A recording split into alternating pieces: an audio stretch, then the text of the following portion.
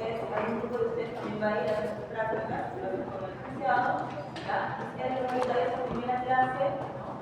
Concerniente a lo que es el tema de seguridad. Bueno, ya después va a tener otros temas también que complementan a esta primer día de inicio, ¿ya? Por favor, presten mucha atención, ya les vuelvo a repetir, ya es importante, ¿no?, que ustedes entiendan bien, ¿ya?, para que puedan compartir y no poder continuar con los siguientes capítulos, ¿ya? No sé, a ver, los que están muy atrás, asientos adelante, por favor, pueden pedir que pasen más hacia adelante, ¿ya? Acá también hay asientos bien, ¿ya? Para que la voz de, no sé si antes de escuchar la foto, ¿sí? ¿Escucha bien? Ya, si no sucediera eso, por favor, no se quisiera para poder meterlo un poquito más alto, ya pregunté si se sientan muy atrás van a poder escuchar atentamente. ¿Está bien? ¿Ya? Sí, chicos. Entonces, muchas gracias. Buenas tardes. Nuevamente. En esta primera parte vamos a ver un poco de forma global lo que es resonancia magnética. ¿Ya? Creo que desde estos momentos los conocimientos que tienen con respecto a sus teorías lo vayamos aprendiendo, lo vayamos asumiendo de una forma más simple. ¿Ya? Vamos a aprender la resonancia de una forma más simple. Hay términos que vamos a ir conociendo, pero como la resonancia magnética como imagen en sí desde hace mucho tiempo se ha dado a través de conceptos y de teorías que en un momento se ha fusionado todo para que genere una nueva tecnología en la emisión de imágenes magnéticas para diagnóstico. Entonces, en esta primera parte vamos a ver lo que es el hardware, realmente cómo funciona su labor, qué componentes tiene. ¿Alguien sabe? Nosotros llevamos esto por aquí, ¿cierto? Ustedes ya saben. Te interrumpo, ellos han llevado ya introducción a la radiología. Se supone que ahí han tocado ya el tema también de la resonancia magnética, por lo menos de manera introductoria. ¿Tomografía han llevado? También por introducción también han llevado tomografía. Claro, mira, la tomografía, por ejemplo, se asemeja en algo, por lo menos en la reconstrucción de imágenes, reconstrucción filtrada, algo se va a ver aquí porque es parte de la generación de imágenes. Entonces, como les mencionaba, pues, hay términos que muchas veces podemos confundirnos en las lecturas, ¿no? Vamos a ir viendo que hay que ir separando para poder entender mejor. Bien, entonces, como les mencionaba, por ejemplo, ustedes con la tomografía que necesitan para generar una imagen de tomografía, o el rayos X, siendo más simple, más sencillo. Necesitan un tubo de rayos X, necesitan placas, chasis, o en este caso, tal vez los paneles para que puedan generar imágenes. O sea, son accesorios, hardware en los cuales va a formar su imagen digital, ¿no? En este caso, para la resonancia magnética necesitamos tener ciertos componentes que nos va a permitir, mediante todo un proceso de generación de información, a procesarlos y generar imágenes. Necesitamos un campo magnético principal. Un campo magnético principal, es una estructura muy grande, muy pesada, ¿no? Podemos ir viendo también qué características tiene. Necesitamos también un sistema de emisión de radiofrecuencias, ¿no? En esta parte, por ejemplo, llamándola así como sistema de emisión de frecuencias, lo conocemos como un software, ¿no? Como un software. Luego tenemos un campo magnético variable. Aparte del campo magnético principal, tenemos un campo magnético variable. En este caso, lo vamos a tener en dos formas para poder entender como software, hardware. Porque algunas veces vamos a decir, pero las calientes se transforman, van a ser de 120 metas por metro, por ende vamos a tener el estilo grid, ¿no? El estilo red. Entonces, pero si estamos hablando de una cosa y por qué dicen otra cosa, es que porque hay dos componentes, uno de lo que es software y otro de lo que es hardware. Tenemos también las antenas o bobinas, en este caso las de emisión y de recepción, que es hardware. los cuales adelante son componentes que van a permitir, digamos, formar parte de este proceso. Tenemos también un ordenador potente, ¿no? La famosa CPU que tenemos todos en nuestras computadoras, que va a permitir analizar las imágenes, va a permitir almacenar información, va a permitir procesar esa información para que posteriormente dé una imagen, ¿no? Entonces, viendo a grosso modo el sistema de resonancia magnética nos va a presentar, como lo mencionaba, antenas o bobinas de frecuencia, nos va a presentar un magneto principal para que el término más grande que pueda mostrarse, va a tener un transmisor del punto de la frecuencia, va a tener las antenas que hemos mencionado, los receptores, ¿no? Vamos a tener también todo el sistema que va a alimentar la parte eléctrica, ¿no? En la parte eléctrica tenemos las CPUs, tenemos todo el sistema incluso de conversión analógico digital que nos va a permitir precisamente trabajar las imágenes.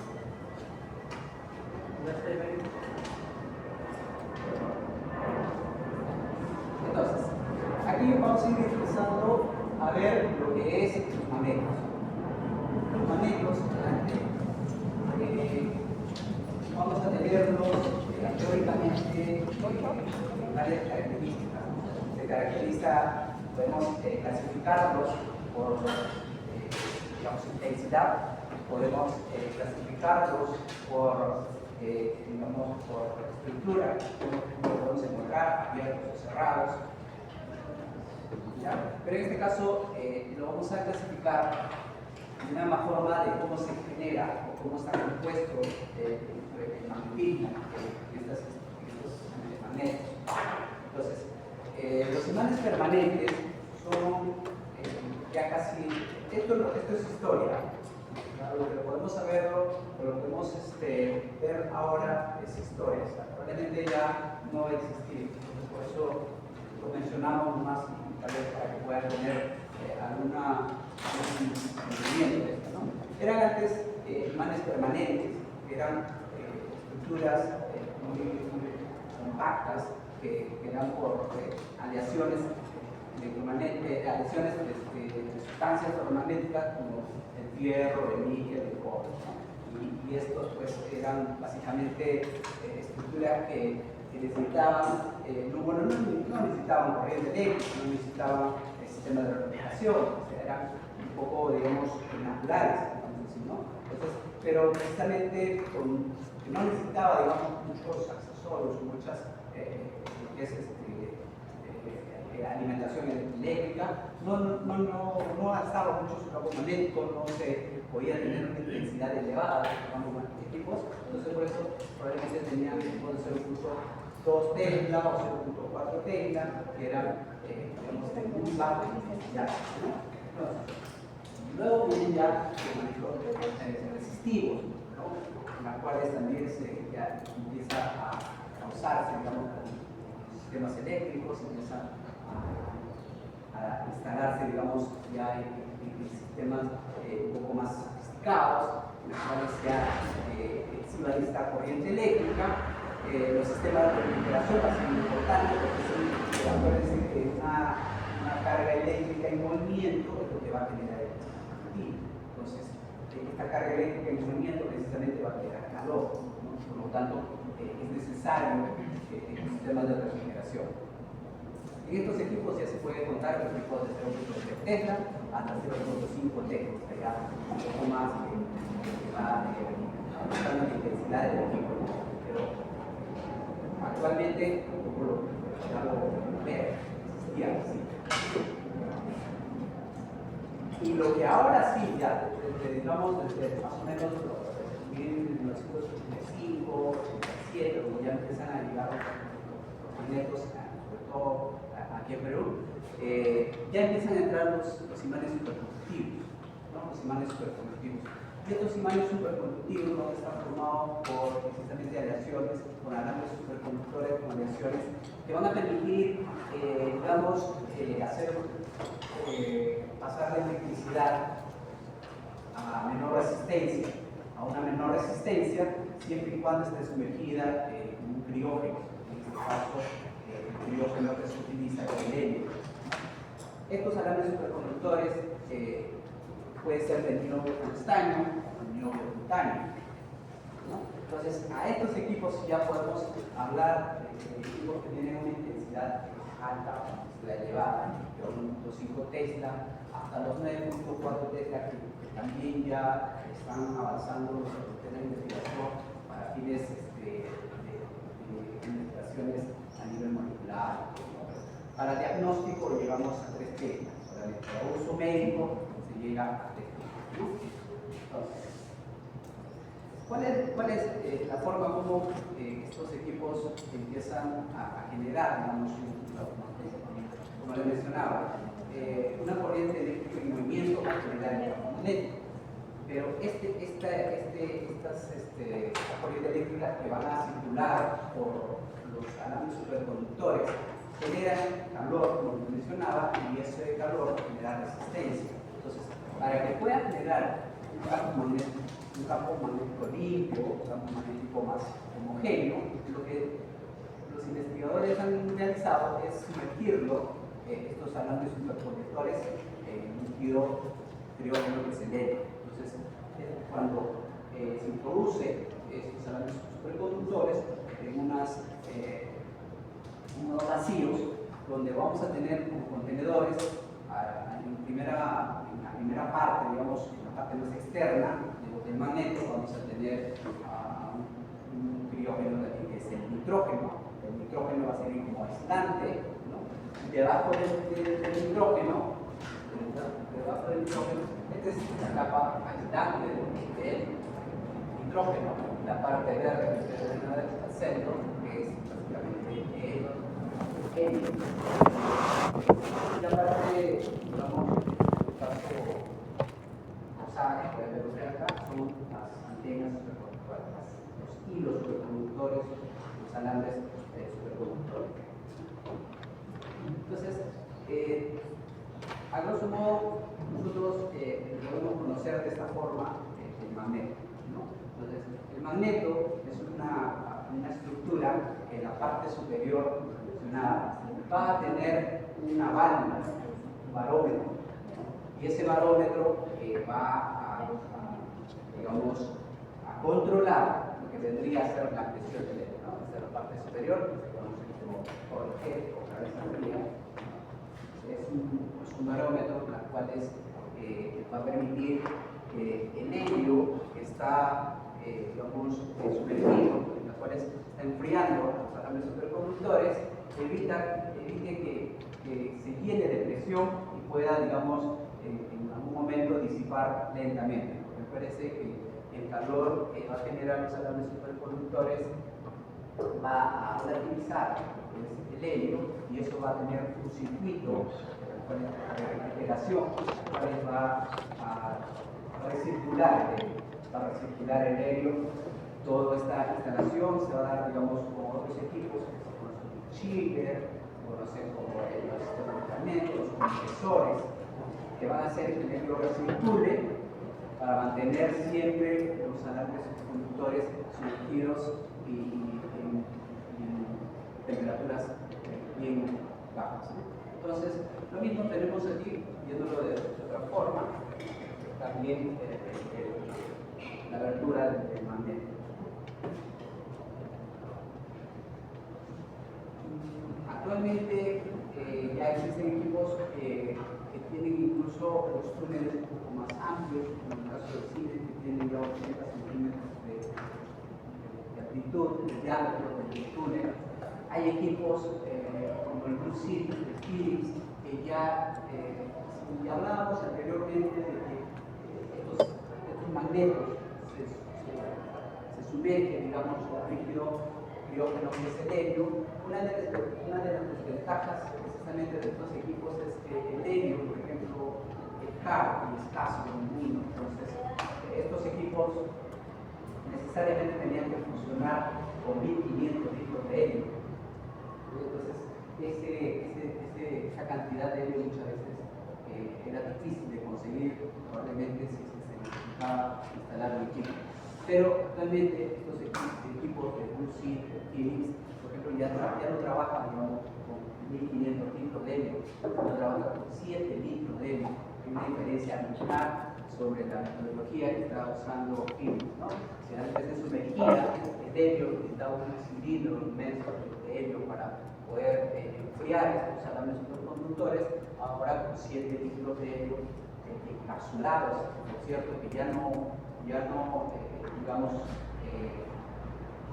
se va a disipar en el futuro, simplemente están encapsulados, encerrados dentro del magneto, va a funcionar tan igual o mejor que los equipos antiguos con 1500 litros de helio, ¿no? Entonces, también tiene una cabeza fría, también tiene el mismo sistema digamos, de recirculación del helio, pero es de menor cantidad. Tiene ya una tecnología en la cual su sistema de enfriamiento es también con agua y helio. Entonces, tiene los mismos sistemas. La lista de refrigeración, por jet, ¿no? Tiene el compresor, es igual, es lo mismo, pero con diferencia abismal de la cantidad de helio. Entonces, es lo que da realmente más tecnología. Las partes internas, aprovecho aquí para mostrarles, por ejemplo, bien es cierto, estos son los salarios superconductores, ¿no? La parte más externa, pero en la parte interna, en la zona del túnel, se van a encontrar las gradientes con agua, ¿ya? Las gradientes con agua. Este es el equipo del resonador magnético de hospital, es un Siemens Avanto, que ya tiene aproximadamente 15 años. Tenemos otros equipos, ya no en el hospital, pero hay otros equipos que son por ejemplo como Philips, que son ya ambos abiertos en forma de C, en forma de zona. Entonces, eso es con respecto a los magnetos. ¿Ya? Entonces, otro accesorio que nosotros vamos a necesitar, aparte del magneto, ya lo hemos visto que son las gradientes, ¿no? Pero ustedes habrán visto alguna vez un avión volando, ¿no? Y de pronto le cae un rayo y el avión sigue volando, no le pasa nada, ¿no? ¿Qué efecto puede haber sucedido ahí?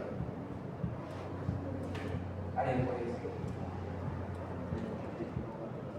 ¿Perdón? La electricidad se escapó, no le pasa nada, probablemente le choque una a la derecha y se a la izquierda. Hay una descarga, digamos, eléctrica sin afectar la parte, digamos, de los pasajeros. Entonces, a ese efecto, a ese, digamos, aislamiento que hace el fuselaje del avión respecto a la energía, se conoce como jaula de Faraday. Es un principio, una acción de la jaula de Faraday. Entonces, a esta jaula de Faraday se conoce como blindaje electromagnético. Es un blindaje. Entonces, eso significa que el avión está cubierto de cobre, porque la jaula de Faraday es cobre.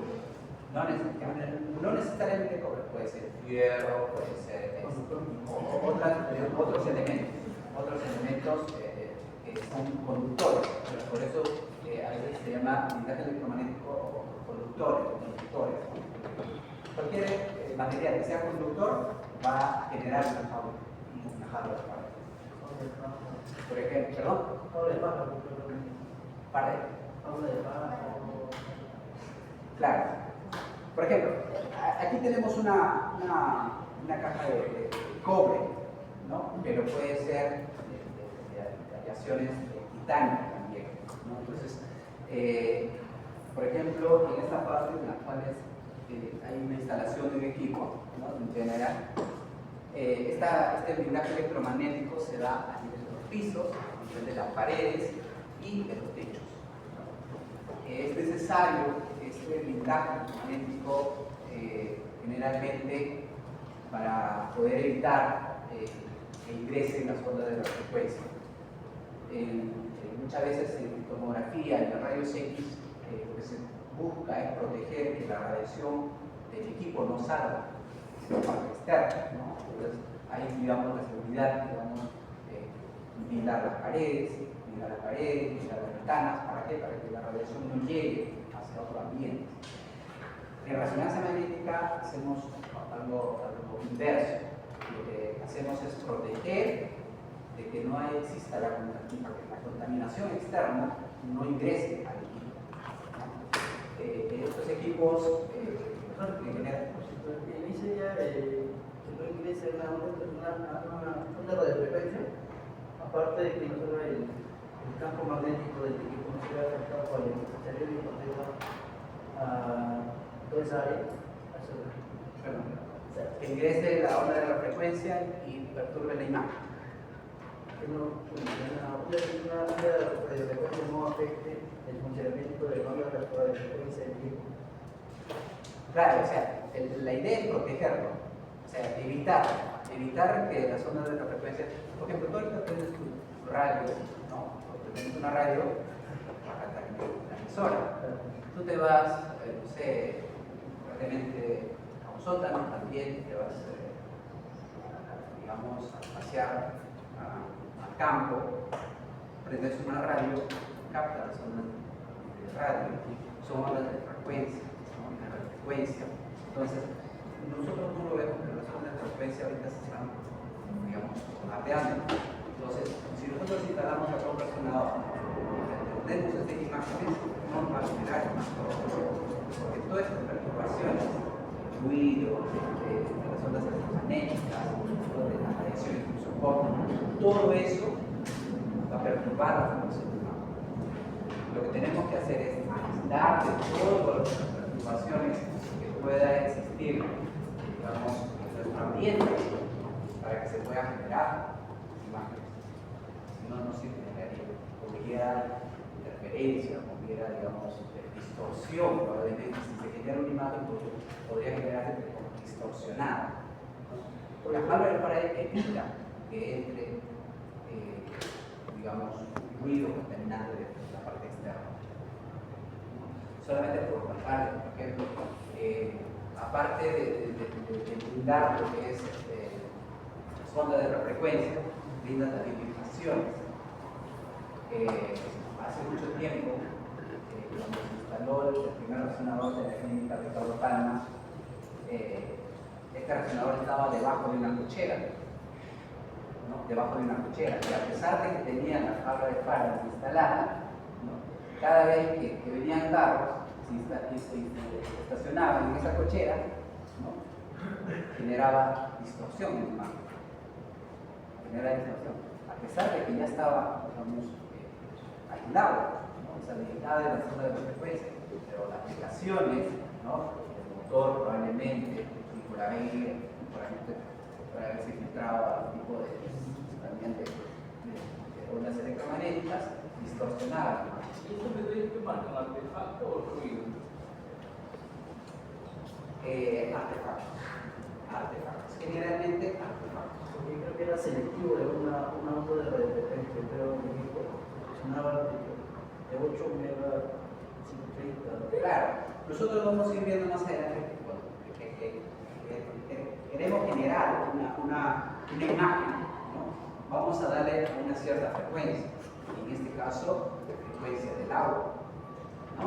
Entonces, a 42 Hz, vamos a ver esa frecuencia, pero Señorita, ¿tienes algún problema? Estás interrumpiendo, ¿ya? Por favor, deja de estar con tu celular, se aproxima a la clase y por favor, entonces, vamos incluso, si queremos estudiar cada parte, cada corte que queremos hacer, cada corte va a ir a una distinta frecuencia. Entonces, la frecuencia va a ser selectiva de cada estructura que tú quieres evaluar. Entonces, no sé si te respondí. No, pero me parece por otro lugar. Entonces, esta jaula de Faraday precisamente va a permitir blindar, como dice su nombre, blindar las radiaciones electromagnéticas externas, ¿no? ¿Por qué? Porque internamente habíamos hablado que existían antenas. Estas antenas van a ser emisoras y receptoras de ondas de baja frecuencia.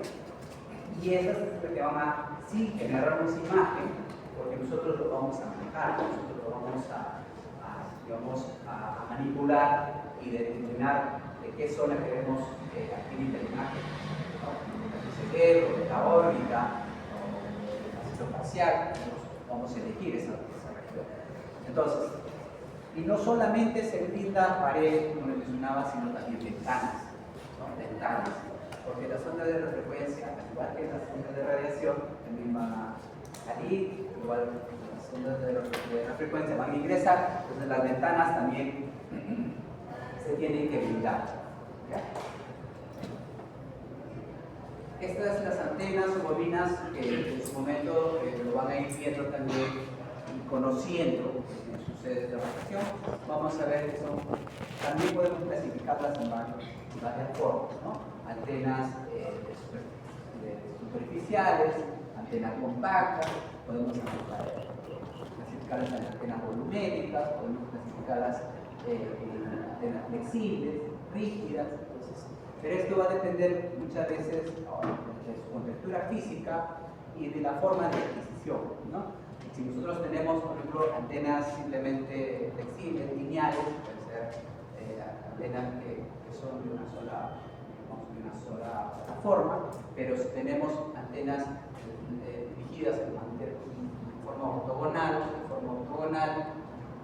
podemos llamar antenas volumétricas, porque ya vamos a tener mayor, digamos, forma de captación de la señal, ¿no? Ya sea por un lado, ya sea por el otro lado. Entonces, hay antenas específicas para cada cuerpo, hay antenas para cerebro, hay antenas para rodilla, específicamente, hay antenas para abdomen. Entonces, son dispositivos que van a ser digamos, necesarias para poder generar imágenes. Hay antenas que vienen incluidas incluso en el túnel magnético, ¿no? Que son antenas BOI que se conocen.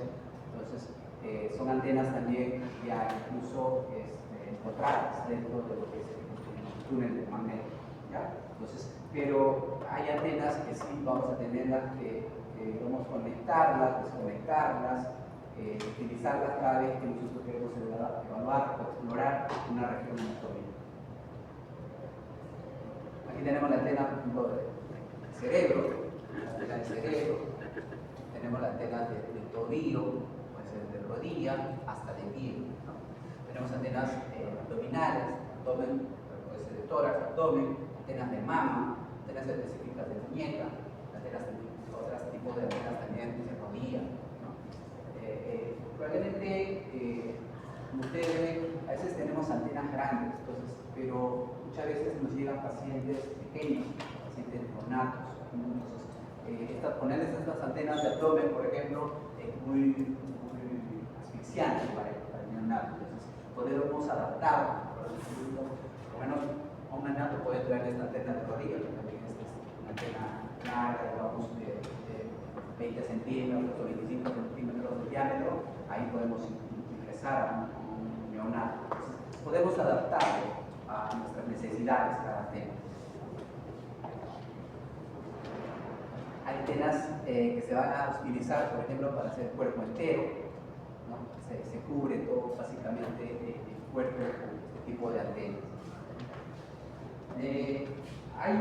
Actualmente ya, como les mencionaba, hay antenas que vamos a encontrar dentro del túnel y para la comodidad del paciente ya no se está mucho, digamos, utilizando este tipo de antenas tan grandes que se cubrían, ¿no?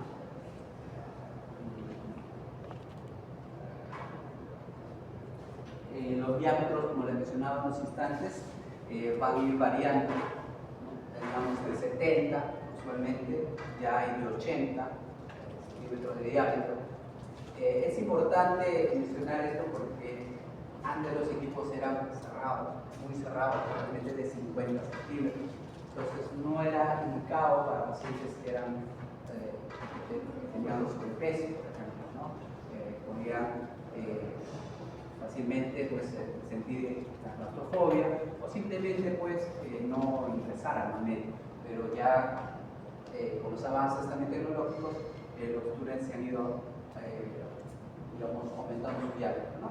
Más o menos aproximadamente el tamaño de lo que vendría a ser el magneto es de 1,25 m, 1,20 m, en las cuales es el área de estudio, ¿no? Que es completamente distinto a la tomografía que probablemente, aunque en los actuales, ¿no?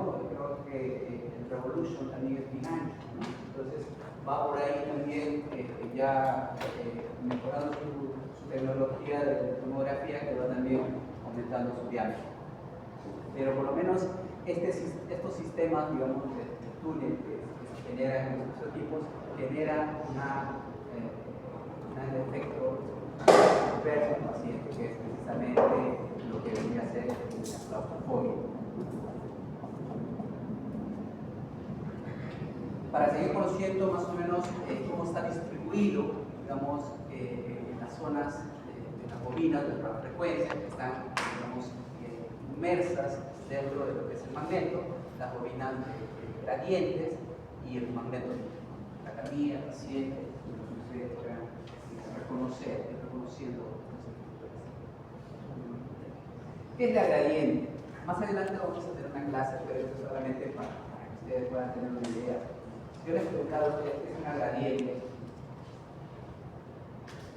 ¿Qué es una gradiente para ustedes? ¿Perdón? Una constante.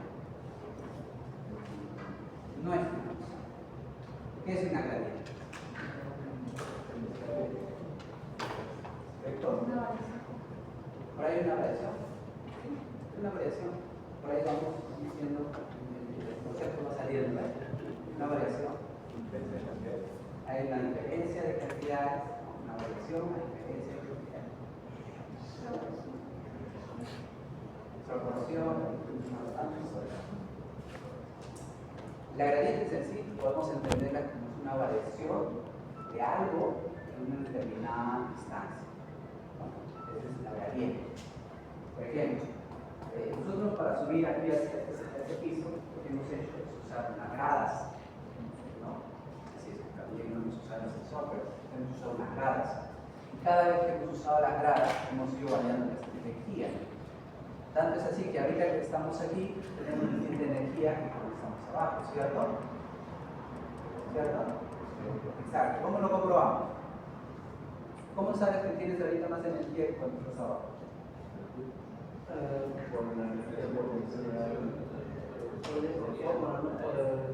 Tengo mi energía inicial, resto energía final, tengo una variación. Claro, exacto. Otra forma de comprobar es que saltamos de aquí para abajo.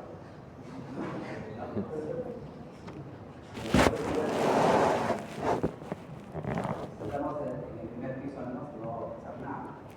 Pero si saltamos de aquí, hemos ganado energía. Por lo tanto, entonces hay una variación de energía. La gradiente es eso, una variación de una energía en determinada distancia, ¿no? En este caso, una gradiente, como ya habíamos visto, que el diámetro del magneto más o menos es 1,20 m. Entonces, la gradiente se va a dar más o menos en esa distancia, en 1,20 m. Entonces, esa gradiente va a ser una variación de pequeños campos magnéticos en esa parte. Todo esta pequeña variación de campo magnético. ¿Cómo se produce? Vamos a ver más adelante en la diapositiva cómo se produce. Luego, la parte también importante que participa en la formación de imágenes dentro de la resonancia magnética somos nosotros, los tecnólogos. Una pieza fundamental, ¿no? Por eso es necesario mencionarlo. Tenemos que saberlo, tenemos que tener los conocimientos necesarios para poder trabajar con un tipo de resonancia magnética, ¿no? Para poder generar un tipo de imagen de mayor calidad, ¿no? Porque es fácil digamos, sentarse a una computadora y repetir los procedimientos.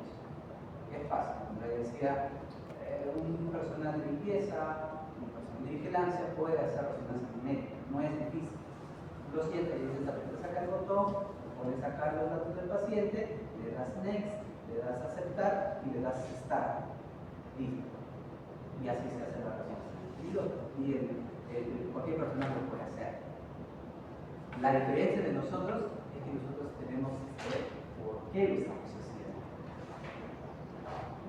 Si sabemos por qué lo estamos haciendo, saber qué más podemos hacer para llegar a un buen diagnóstico. Esa es la gran diferencia. Por eso la resonancia magnética nos tiene que gustar la anatomía. Y ya lo van a ir viendo más adelante. Si hay alguien que no le guste anatomía, lo ha pasado así como que dice ya, no me importa, ya todo el curso, sí, aquí se va a ver más anatomía.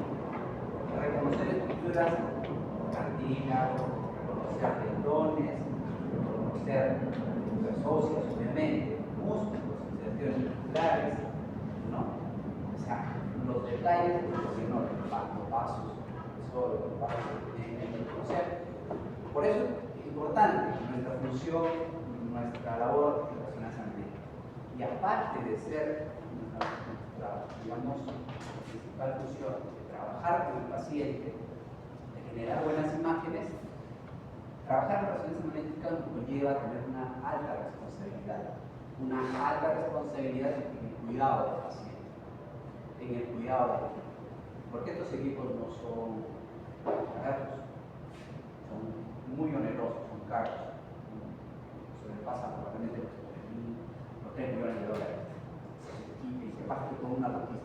Entonces, es necesario conocer como en todo trabajo, los riesgos y los beneficios. ¿No? Está bien en la literatura, ¿verdad? Sí.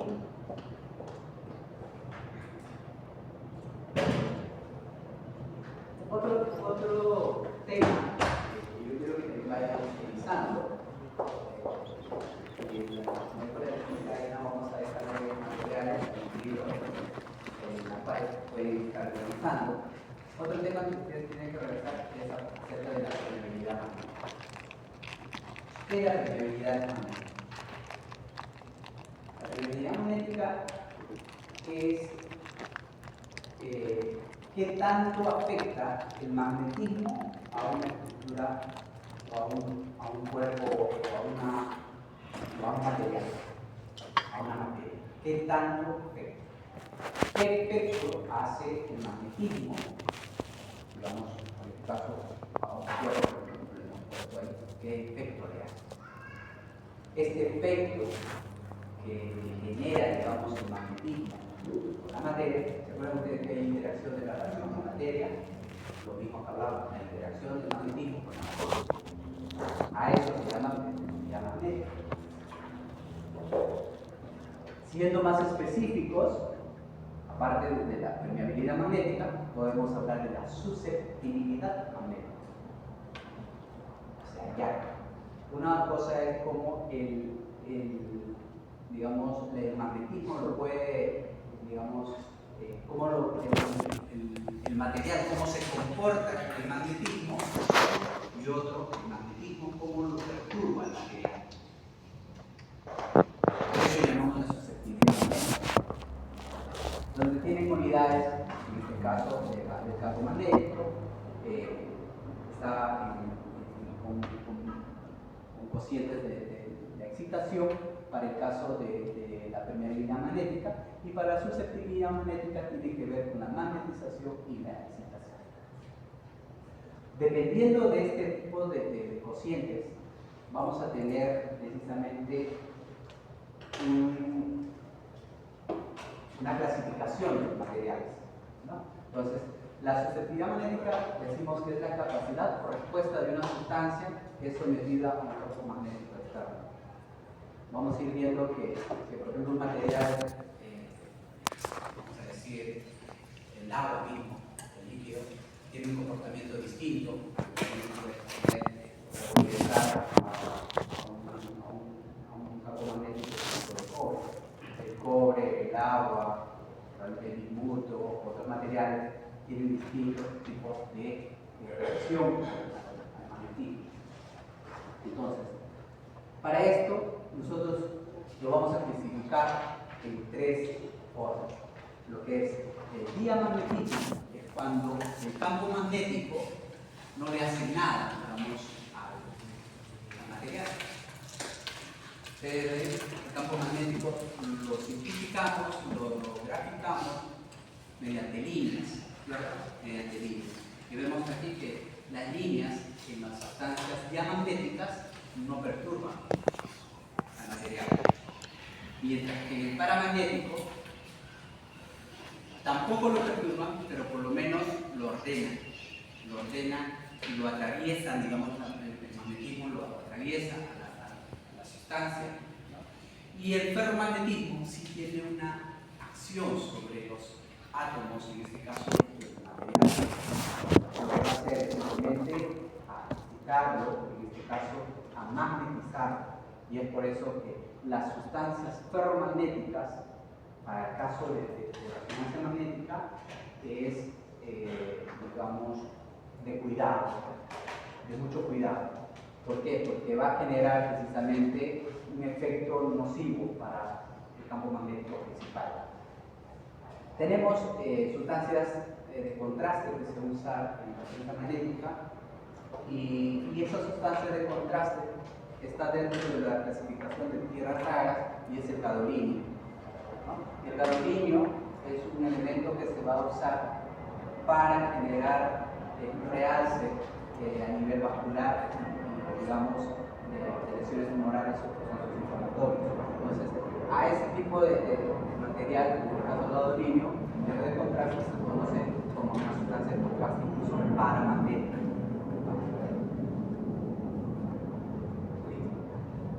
Tenemos aquí algunas aplicaciones, a grosso modo, para que ustedes vayan viendo que hacemos en resonancia magnética, que son aplicaciones del sistema nervioso central, incluimos cerebro, incluimos médula, todo lo que es médula en sus tres segmentos, a nivel cerebral, total y lumbar.